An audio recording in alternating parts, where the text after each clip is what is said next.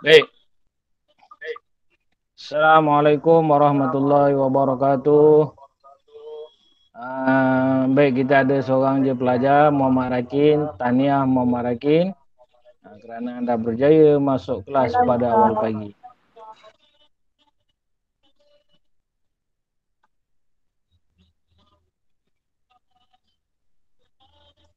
Ustaz. Suara. Yes, yes saya.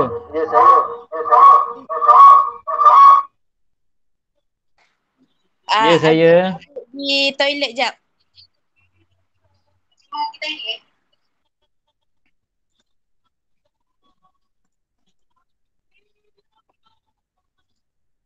Ya, saya.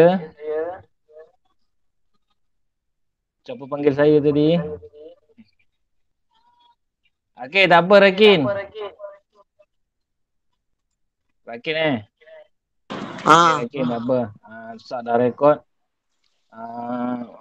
Ustaz dah rekod untuk ni, nanti Ustaz masukkan dalam grup bagi pelajar yang tidak hadir pada pagi ni. Alhamdulillahirrabbilalamin. Wassalatu wassalamu ala rasulillahi anbiya'i wal mursalin wa ala alihi wa sahbihi ajmain. Rabbi syrahli sadri wa yassirli amri wahlul 'uqdatam min lisani yafqahu qawli. Allahumma salli ala sayyidina Muhammad. Allahumma salli ala sayyidina Muhammad. Alhamdulillah, pada pagi ini kita bertemu kembali dalam kelas pendidikan Islam tingkatan 2. Tingkatan 2 biru dan kuning. Tahun ni Ustaz ajar tingkatan 2 biru dan kuning. Untuk tingkatan 2 jingga dan merah, Ustazah Hamidah yang akan mengajar. Baik. Jadi itu yang tajuk terakhir Ustaz dah terangkan tentang tajuk Allah Maha Pengurnia Hidayah.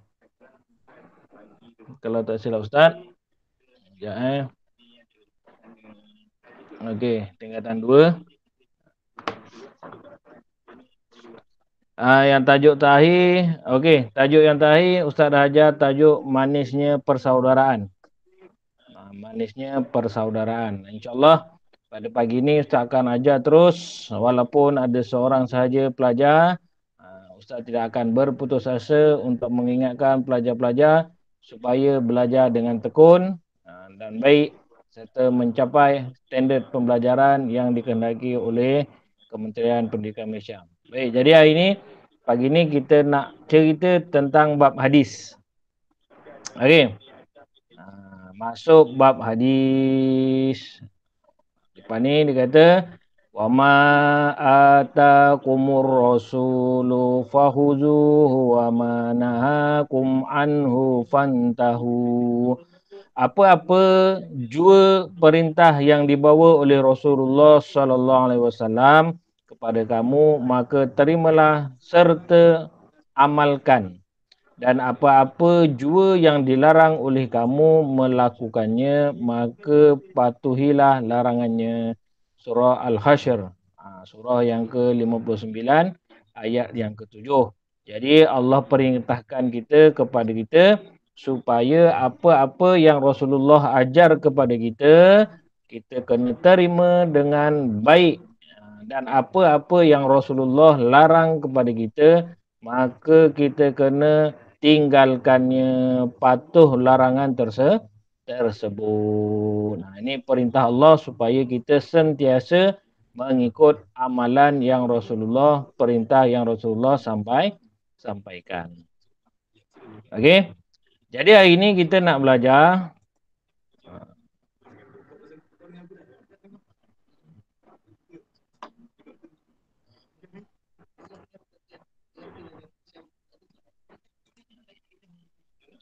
Jadi hari ini kita nak belajar tajuk pelajaran yang ke-9. Mungkar dicegah, hidup berkah. Mungkar dicegah, hidup berkah.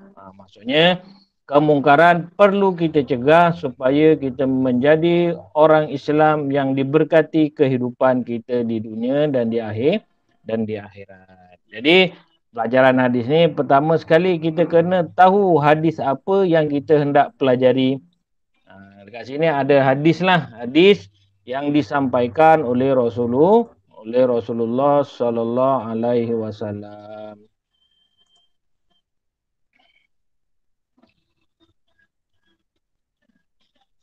Okey.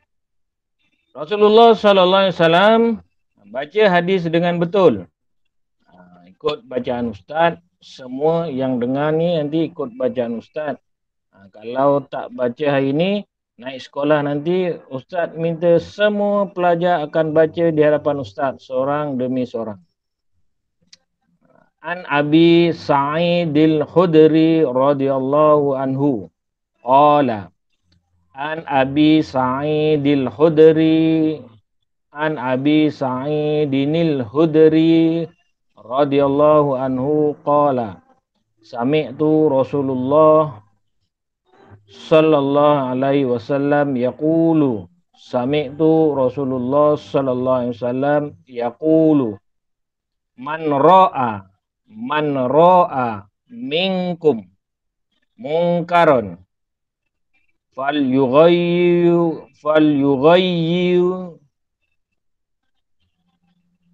falyughayyirhu biyadihi. Man ra'a minkum munkaron falyughayyirhu biyadihi. Fa illam yastati' fa bilisanihi. Fa illam yastati' fa bilisanihi. Fa illam yastati' fa biqalbihi. Fa illam yastati' fa biqalbihi. Wa dzalika ad'aful iman. Wa dzalika ad'aful iman.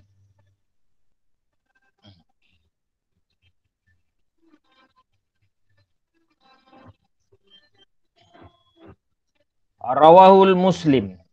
Daripada Abi Sa'id Al-Khudri radhiyallahu anhu berkata. Ini orang yang sampai hadis menerima ucapan daripada Rasulullah. Sami'tu, aku mendengar. Siapa aku? Aku iaitu Abi Sa'id Al-Khudri. Mendengar Rasulullah sallallahu alaihi wasallam berkata. Mendengar Rasulullah sallallahu alaihi wasallam berkata. Man ra'a minkum mungkaron. Man, siapa ra'a, melihat, minkum, daripada kamu. Siapa daripada kamu yang melihat mungkaron, perkara mungkar, perkara tak elok, perkara maksiat, perkara yang dimurkai Allah, perkara yang dibenci oleh Nabi SAW. Falyughayyirhu biyadihi. Maka hendaklah dia mengubah dengan tangannya. Maka hendaklah dia mengubah dengan tangan. Fa illam yastati'. Jika tidak mampu. Jika dia tidak mampu mengubah dengan tangan, fa bilisanihi, maka hendaklah dia mengubah dengan lisannya. Okey. Fa illam yastati'. Jika dia tidak mampu mengubah dengan lisan dia, dengan lidah dia, maka yang terakhir hendaklah dia mengubah dengan hatinya. Hendaklah dia mengubah dengan hati. Wazalika ad'aful iman. Demikianlah itu mengubah kemungkaran dengan hati. Mengubah kemungkaran dengan hati adalah perkara yang paling lemah. Adalah selemah-lemah iman. Kat sinilah. Okey. Baca potongan hadis dengan betul dan maksudnya. Ni Ustaz dah ceritakan tadi semua. Man ra'a minkum mungkaran. Siapa dalam kalangan kamu melihat sesuatu kemungkaran. Falyughayyirhu biyadih. Maka hendaklah dia mengubah dengan tangannya. Fa illam yastati' fa bilisanihi. Sekiranya dia tidak mampu, maka hendaklah dia mengubah dengan lidahnya. Fa illam yastati' fa biqalbihi. Jika dia tidak mampu juga, sekiranya dia tidak mampu, maka hendaklah dia mengubah dengan hatinya. Wa zalika ad'aful iman. Dan mengubah dengan hati itulah selemah-lemah iman. Jangan kita tidak ada 3 perkara apabila kita melihat kemungkaran, kita tak ubah dengan tangan, kita tak ubah dengan lisan dan kita tidak ubah dengan hati. Maka kita dianggap sebagai orang yang tak beriman sebab mengubah dengan hati itu adalah selemah-lemah iman. Abu Sa'id Al-Khudri adalah salah seorang pakar hadis dalam kalangan sahabat. Nama penuhnya ialah Sa'id bin Malik bin Sinan. Beliau berasal daripada kaum Ansar, suku Bani Hazraj. Beliau memeluk Islam sejak kecil. Beliau pernah menjadi mufti di Madinah dan wafat di sana pada tahun 74 Hijrah. Ni Abi Sa'id Al-Khudri lah. Maksudnya 74 Hijrah tu lama daripada Rasulullah. Rasulullah wafat dalam 11 Hijrah. 11 Hijrah, 10, 11 Hijrah gitulah. Jadi dia ada 60, hidup 60 tahun lagi selepas kewafatan Nabi SAW. Okay. Jadi ini adalah maksud supaya kita tahu apa yang dikehendaki oleh hadis yang disampaikan oleh Rasulullah SAW. Baca dan fahami maksud mungkar. Apa dia maksud mungkar? Mungkar dari segi bahasa adalah perbuatan atau perkara yang dianggap buruk oleh akal yang sehat. Ni perkataan, perbuatan atau perkataan. Kat sini. Perbuatan atau perkataan yang buruk. Buruk. Yang dianggap buruk oleh akal. Apa-apa yang akal kita kata buruk, tak baik adalah perbuatanmu mungkar. Itu dari segi bahasa. Pada istilah pula ialah perbuatan atau perkataan yang ditegah oleh syarak atau yang melanggar perintah Allah. Samalah. Kalau dari segi istilah ialah perbuatan atau perkataan yang dilarang, ditegah, dilarang oleh syarak.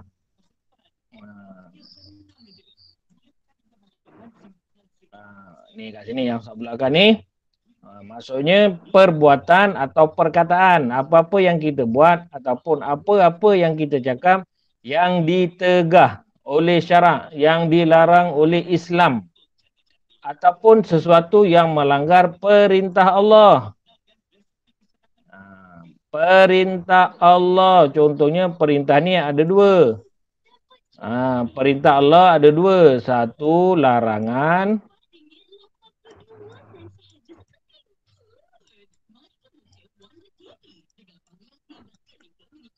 Satu suruhan.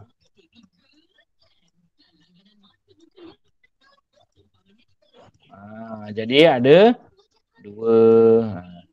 Larangan dan suruhan Allah. Apa-apa yang melanggar larangan. Apa yang Allah larang dia buat. Minum arak, berjudi, berzina, berbohong, menipu orang, cakap benda yang buruk. Itu larangan. Apabila kita buat, dia juga namanya sebagai perkara mungkar. Okey, itu larangan. Ataupun suruhan. Perintah Allah ni berbentuk suruhan. Apabila Allah suruh kita melakukan sesuatu, tapi kita tak buat.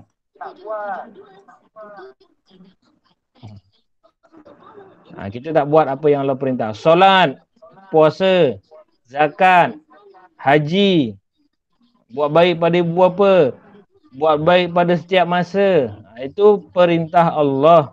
Jadi kalau kita contoh tak solat, itu pun dikira sebagai perkara mungkar. Okey. Perbuatan mungkar dapat dijaga dengan iman yang kuat. Iman dapat ditingkatkan melalui amal ibadah seperti solat yang khusyuk. Oleh itu, kita hendaklah berusaha melaksanakan ibadah wajib dan memperbanyakkan ibadah sunat serta membersihkan hati dengan berzikir kepada Allah Subhanahu wa taala. Jadi dia kata kat sini perbuatan mungkar boleh dicegah dengan iman yang kuat. Macam mana nak tingkatkan iman?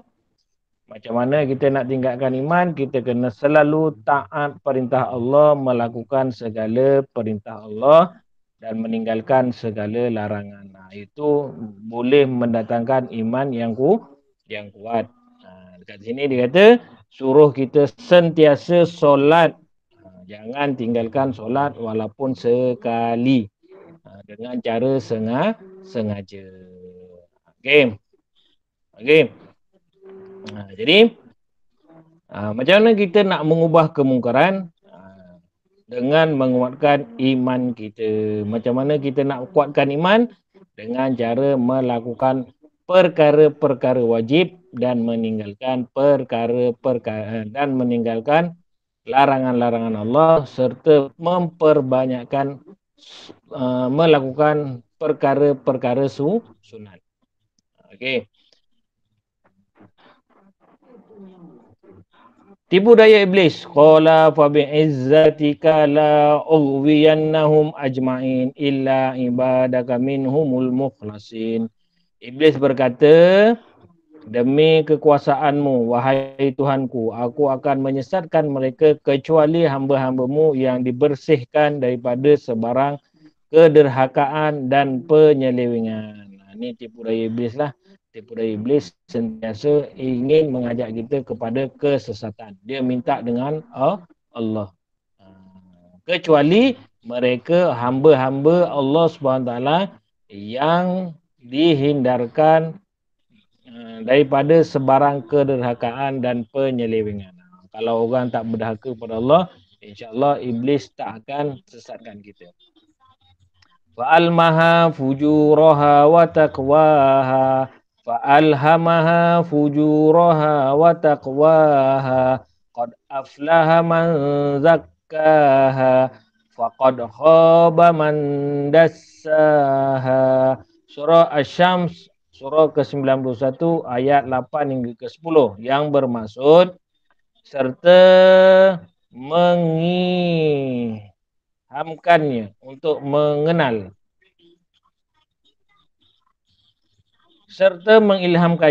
mengenal jalan yang membawa kejahatan dan yang membawa kepada takwa. Sesungguhnya berjayalah orang yang menjadikan dirinya bersih dengan iman dan amal soleh. Dan sesungguhnya hampalah orang yang mengotori dirinya dengan kekotoran maksiat. Di sini Allah suruh kita menjadi orang yang berjaya dengan melakukan amal-amal yang baik, amal-amal yang dengan iman, amal-amal yang menguatkan iman serta dengan amal-amal yang soleh, amal-amal yang baik. Dan sesungguhnya hampalah orang-orang yang mengotori dirinya. Hampa ni maksud kecewa lah. Orang-orang akan kecewa di akhirat kelak. Disebabkan apa? Sebab mereka mengotorkan dirinya dengan kekotoran maksiat. Dengan melakukan larangan-larangan Allah, meninggalkan perintah Allah. Ini.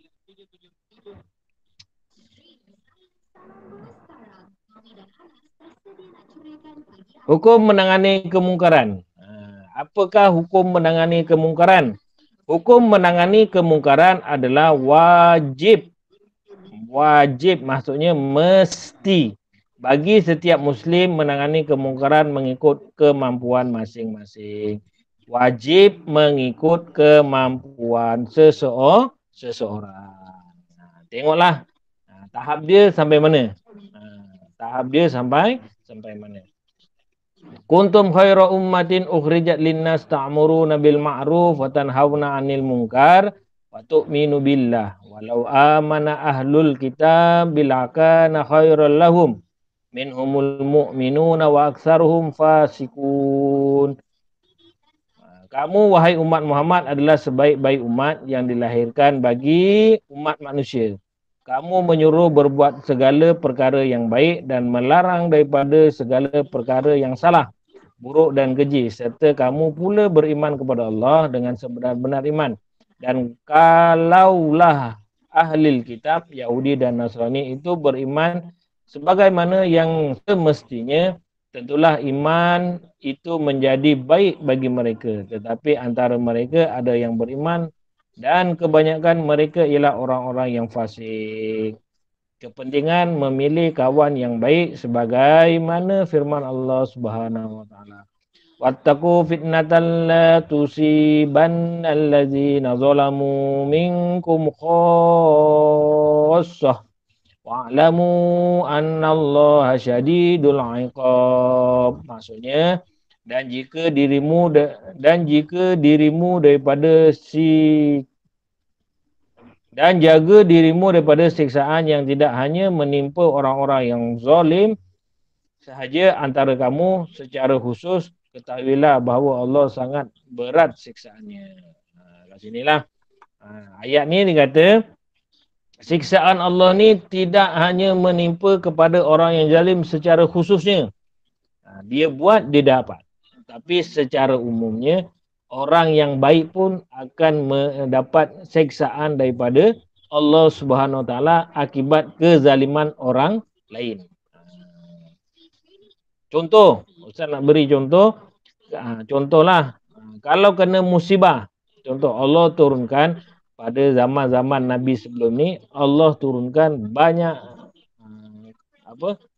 musibah-musibah, kan, yang menimpa sesuatu kaum, walaupun kadang-kadang kaum tu dia tak melakukan kejahatan, tapi sebab dia tak mencegah kejahatan tersebut, Allah lenyapkan kaum tersebut. Contohlah kalau kita kat Malaysia, kadang-kadang orang buat maksiat, Allah turunkan ribut. Bukan hanya orang maksiat saja yang kena, tapi orang yang lain yang tak mencegah maksiat itu pun akan terkena. Okey, itu ayat kat sinilah. Jadi ayat Al-Quran ini, kuntum khaira ummatin ukhrijat linnas ta'muruna bil ma'ruf wa tanhauna 'anil munkar wa tu'minuna billah. Allah kata kuntum khaira ummatin. Kamu semua adalah sebaik-baik umat. Allah dah iktiraf kita bahawa kita adalah umat yang terbaik. Tapi ada sambungannya. Siapa dia umat yang terbaik ni? Umat yang terbaik adalah ta'muruna bil ma'ruf. Mereka mengajak kebaikan. Umat yang terbaik adalah yang mengajak kebaikan, wa tanhauna 'anil munkar, serta mencegah kemungkaran, wa tu'minuna billah, dan beriman kepada Allah Subhanahu wa taala. Itu adalah umat yang terbaik. Allah keluarkan kita daripada satu kelompok. Kelompok ni ada kelompok. Allah keluarkan kuntum khaira ummatin ukhrijat linnas. Kelompok manusia, Allah keluarkan kita jadi orang yang terbaik daripada kelompok manusia ni, keluar dan diiktiraf kita, tapi dengan sebab apa? Sebab kita ta'muruna bil ma'ruf, mengajak kebaikan, wa tanhauna 'anil munkar, dan mencegah kemungkaran. Wa tu'minuna billah, dan serta beriman kepada Allah Subhanahu wa taala.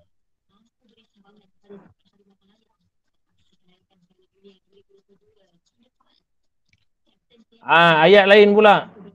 Firman Allah Subhanahu wa taala, ud'u ila sabili rabbik bil hikmah wal mau'izatil hasanah wajadilhum billati hiya ahsan inna rabbaka huwal a'lamu biman dhalla an sabilihi wa huwa a'lamu bil muhtadin.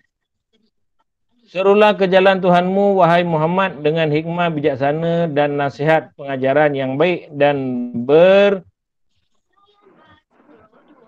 bahaslah dengan mereka yang engkau suruhkan itu dengan cara yang paling baik.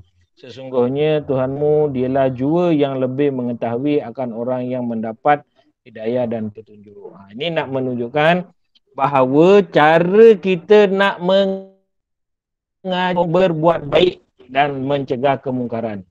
Cara dia macam mana? Bil hikmah wal mau'izatil hasanah, iaitu dengan cara bijaksana dan nasihat serta beri pengajaran yang baik. Itu cara kita nak mengajak orang berbuat baik daripada melakukan perkara-perkara mungkar. Tak bolehlah kita datang dekat dia, kita tampar dia. Itu tak boleh. Itu bukan cara hikmah. Itu bukan cara hikmah. Dia kata cara hikmah bijaksana, kita tegur dia cara yang paling baik supaya dia dapat pengajaran. Bukan cara kita buat dekat dia, dia benci dengan kita.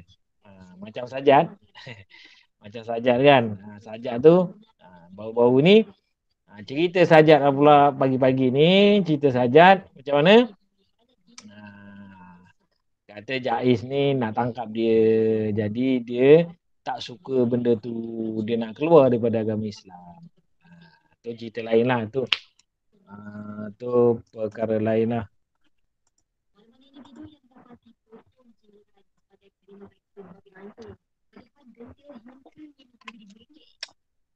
Sekejapnya Ustaz punya Ustaz punya laptop lupa nak cas tadi. Harap-harap lah tidak mati. Okey. Jadi hadis ini mengajak kita untuk melakukan kebaikan dan mencegah kita daripada perkara yang mungkar. Allahu Akbar.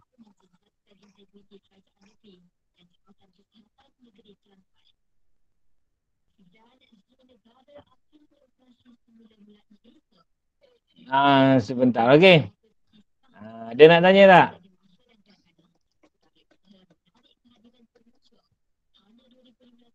Laptop Ustaz habis bateri lah pula. Lupa nak cas tadi.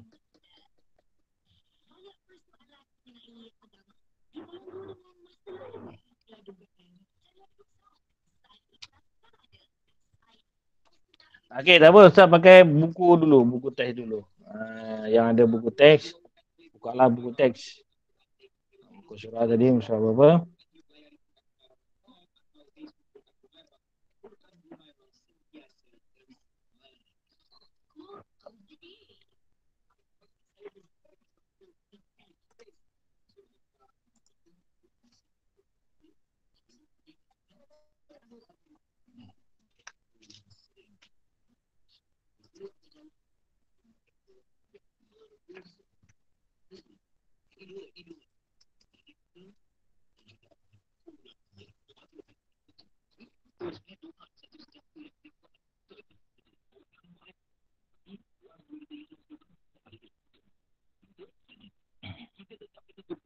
Okey.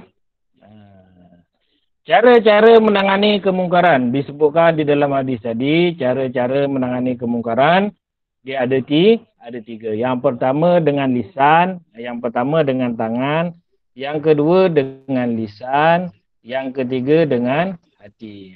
Jadi macam mana cara kita menangani kemungkaran? Kat situ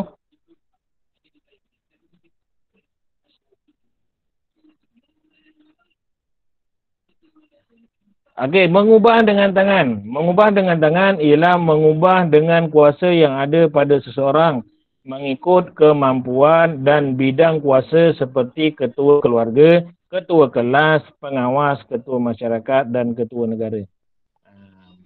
Maksudnya mengubah dengan tangan ini adalah kita tegur dia, cara dia dengan satu tindakan dengan kekuasaan yang kita ada pada diri kita. Contoh pengetua lah. Kalau dekat sekolah, pertama sekali ketua kelas. Apakah peranan ketua kelas?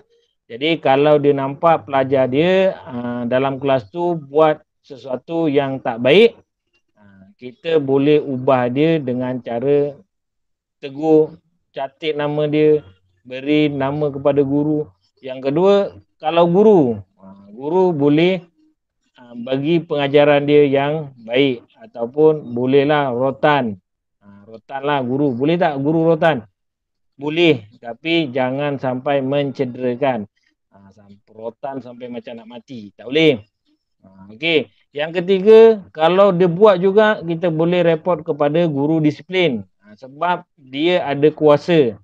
Ada kuasa catat kesalahan dia. Kalau banyak juga, kita buang dia sekolah.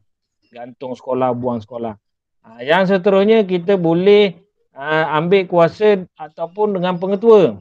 Itu kalau dekat sekolah. Pengetua boleh buat untuk memberi pengajaran kepada pelajar yang melakukan kesalahan-kesalahan di sekolah. Okey. Itu mengubah dengan tangan. Kalau di rumah, siapa yang paling berkuasa? Kalau di rumah, yang paling berkuasa adalah ibu bapa kita. Jadi ibu bapa janganlah takut kepada anak. Jangan takut kepada anak. Anak buat salah apa dan sebagainya, ibu bapa relax je. Tak tegur pun sebab dia takut dengan anak. Jadi itu perkara yang salah. Ibu bapa boleh lempang anak dia sebab anak dia degil sangat, dah bagi tahu tak nak buat. Boleh lempanglah, boleh beri pengajaran kepada anak.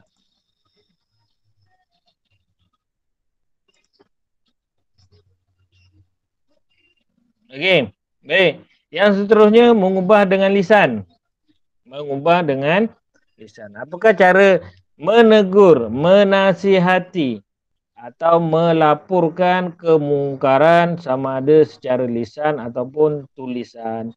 Melaporkan kemungkaran tersebut dengan cara lisan ataupun dengan cara lisan bercakap, beritahulah, ataupun dengan cara tulisan.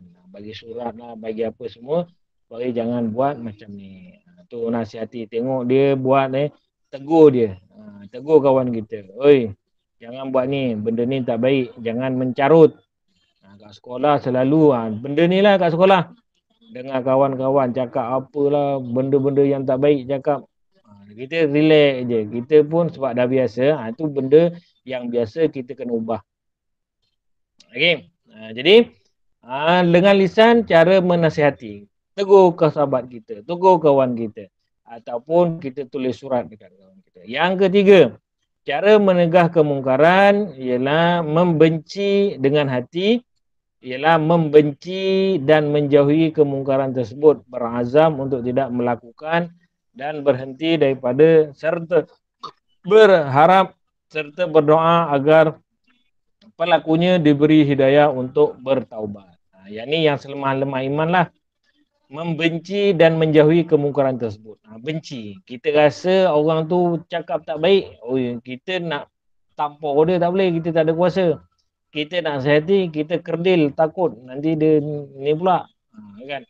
Yang terakhir, kita benci sahaja perbuatan tersebut dan jangan buat perkara tersebut. Ini berazam tidak melakukan dan berharap. Yang terakhir, kita berharap orang yang melakukan tersebut diberi hidayah oleh Allah Subhanahu Wa Taala dan tidak melakukan perkara tersebut lagi. Itu selemah-lemah iman, iaitu kita mengubah dengan hati. Okey, yang terakhir, kedua terakhir, hikmah menangani kemungkaran.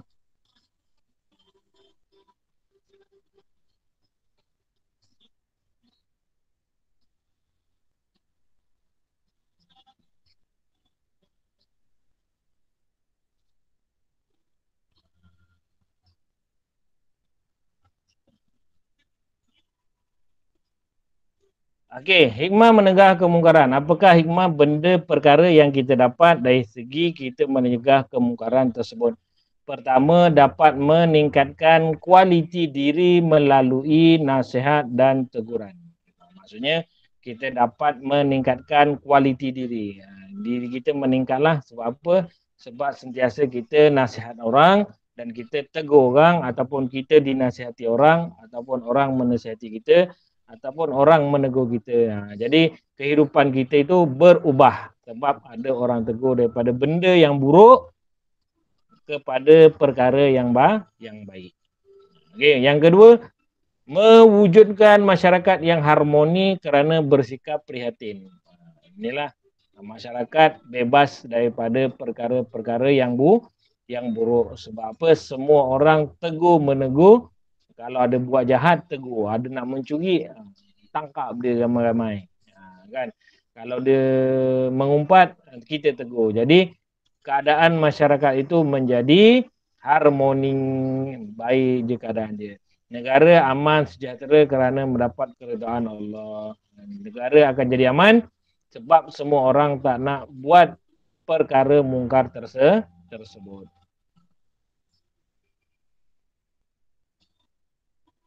Okey, yang terakhir, pengajaran hadis. Apakah pengajaran yang boleh kita dapat daripada hadis ini? Yang pertama, sebagai umat Islam, kita hendaklah mencegah kemungkaran dengan kuasa dan kemampuan yang ada seperti menguatkuasakan undang-undang ataupun peraturan. Yang ini bagi kerajaan lah. Sebab kerajaan ada kuasa. Bagi orang yang ada kuasa, kita hendak mencegah kemungkaran dengan undang-undang dan peraturan. Kalau dekat sekolah, pengetua dah bagi peraturan-peraturan. Apa yang boleh, apa yang tak boleh. Kalau dah buat peraturan, kena kuat kuasa. Siapa yang mencuri, kena soal siasat, kena buat tindakan. Contoh, sebab mencuri itu adalah kemungkaran. Siapa yang melawan guru, kena tindakan. Itu pun salah satu penguatkuasaan. Kalau kat negara, siapa yang mencuri kena tangkap dan masuk penjara. Contoh, siapa yang merompak lagi teruk. Siapa yang buat benda-benda tak baik, mencemarkan alam dan sebagainya, semua kena denda. Sebab kerajaan ada kuasa untuk mencegah kemungkaran tersebut. Siapa tak sembahyang, belum lagi kena tangkap. Kan? Belum lagi kena tangkap sebab susah benda ni. Kalau tak puasa senang. Dia tengok orang makan pada waktu puasa, pada bulan puasa, bulan Ramadan makan kat kedai. Tengok orang Islam. Kena tangkap dan masuk dalam wang jenazah, pusing satu kampung. Itu cara penguatkuasaan. Okey. Yang kedua, menangani kemungkaran secara lisan atau tulis seperti nasihat dan teguran yang membina. Pengajaran hadis sebagai umat Islam, kita kenalah menangani kemungkaran secara lisan, nasihat dengan baik-baik dan sebagainya, dengan nasihat yang membina supaya dia tinggalkan perkara yang tak elok tersebut. Yang ketiga, membenci kemungkaran dalam hati dan berusaha untuk menjauhinya. Yang ketiga, sebagai umat Islam, kita perlulah membenci kemungkaran tersebut. Benci dalam hati. Benci dalam hati, tak nak buat benda tersebut. Serta menjauhi, dan kita doa orang yang buat tu dapat hidayah oleh Allah Subhanahu wa taala. Jadi ada tiga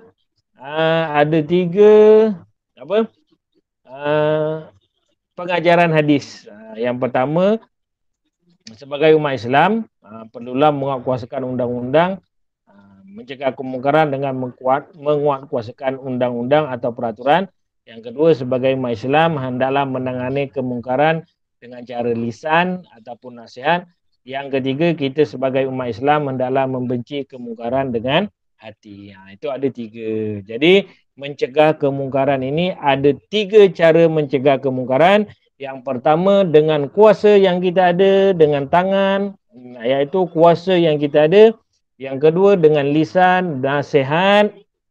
Dengan nasihat kepada orang yang kita tengok yang melakukan kemungkaran, kita kena nasihat. Kalau kita tak mampu juga, pilihan yang ketiga yang kita ada adalah dengan membenci perbuatan maksiat tersebut dan kita tidak melakukan maksiat tersebut, serta berdoa agar orang yang melakukan maksiat tersebut dapat hidayah oleh Allah Subhanahu wa taala, dan kita doa semoga dia lebih baik daripada perkara yang benda yang sebelum dia lakukan. Okey. Itu adalah berkaitan hadis mencegah kemungkaran. Yang last sekali, daripada Qais Ibnu Abi Hazim radhiyallahu anhu berkata bahawa Rasulullah SAW bersabda, "Innan nasu iza ra'au zalima falam ya'khuzu ala yadayhi aw syakka an yu'ammahumullahu bi'iqabim minhu." Riwayat Tirmizi dan Abu Daud. Maksudnya, sesungguhnya apabila manusia melihat kemungkaran tetapi tidak mengubahnya dengan tangan, hampir-hampir Allah menurunkan azab kepada mereka. Yang inilah, ini hadis peringatan Rasulullah kepada kita semua. Rasulullah kata, kalau sesungguhnya apabila manusia melihat kemungkaran tapi tidak mengubah dengan tangan. Kan? Kalau manusia tengok kemungkaran tapi dia tak ubah pun. Tak ubah pun kemungkaran. Biar je lah. Kita tengok kawan kita kat kelas buat benda tak baik, kita pun relax je. Tengok ke masyarakat, kita pun relax je. Tak ada pun nak ubah dengan tangan, nak ubah dengan lisan, nak ubah dengan hati pun tak ada. Jadi Allah kata hampir-hampir Allah menurunkan azab kepada mereka. Maksudnya Allah dah nak turunkan ni azab. Azab ni benda siksaan lah. Sama ada nak terbalikkan ke bumi ke, nak kena gempa bumi ke, ribut peti ke, tsunami ke. Kan? Sebab apa? Sebab banyak manusia yang tengok kemungkaran tidak mencegah kemungkaran tersebut. Ni Allah hampir-hampir. Dah nak beri dah. Kalau Allah cakap beri, orang tak buat. Memanglah kita punya tempat ni kadang-kadang Taman Pelangi kena peti. Pam. Sebab tak cegah kemungkaran. Contohlah, contoh. Okey. Baik, itu sahaja untuk hari ini. Ada pertanyaan ke tak? Itu sahaja untuk pagi ni. Ada pertanyaan tak? Okey. Nanti semua ada ni kan, modul. Okey, buku modul ni. Okey, buku modul tingkatan 2, modul praktikal edisi guru. Ni bab nota. Nota ni cikgu punya lah. Cikgu punya lain daripada kamu punya. Kamu punya tak adalah tulis edisi guru. Okey, jadi kamu buka yang ustaz dah ajar. Yang pertama, Allah pengurnia hidayah, ustaz dah ajar. Yang kedua, mudahnya tajwid, nun sakinah, pun ustaz dah ajar. Nun sakinah dan tanwin, hukum mim belum. Manisnya persaudaraan, tajuk yang kelima. Dan hari ini, mungkar dijegah hidup berkat. Jadi hari ini tajuk yang ke-9. Jadi untuk semua tajuk-tajuk yang ustaz dah ajar, kamu kena buat. Okey, contoh tajuk yang ke-9. Okey, kat sini. Kat sinilah. Jadi ni ustaz punya. Yang ustaz punya tak payahlah. Kamu punya kosong lagi. Jadi buat nota ni, siapkan ada 3 muka surat. Muka dicegah hidup berkah, muka surat 19, muka surat 20 dan muka surat 21. Boleh rujuk buku teks ataupun rujuk video yang ustaz berikan ni. Baik. Itu saja untuk hari ini.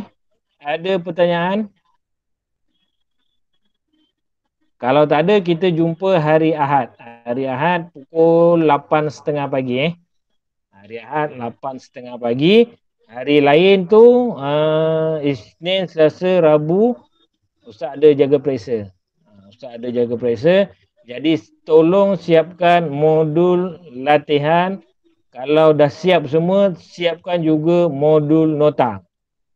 Modul nota. Kalau tak faham, boleh WhatsApp Ustaz ataupun boleh Telegram. Bila-bila masa, kalau Ustaz baca, insyaAllah Ustaz akan jawab. Okey? Untuk hari ini, sekadar itu sahaja. Ustaz akhiri, wabillahi taufiq. Assalamualaikum warahmatullahi wabarakatuh.